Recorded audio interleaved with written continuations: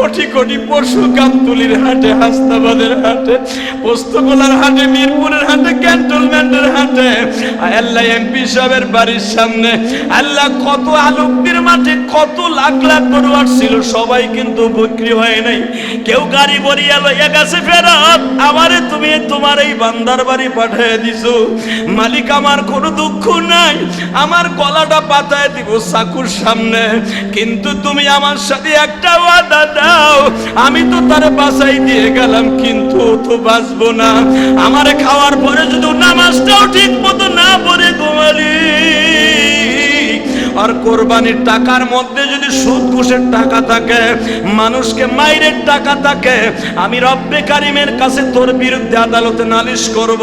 আল্লাহ আমারে হারাম টাকা দিয়া কিনিয়া কোরবানি ওয়াজিব আদায় করতে চায়, মালিক করে জাহান্নামে না দিয়া পর্যন্ত ইয়া লাইতানি কুনতু তুরাবা, আমি পশু কোনোদিন মাটি হব না।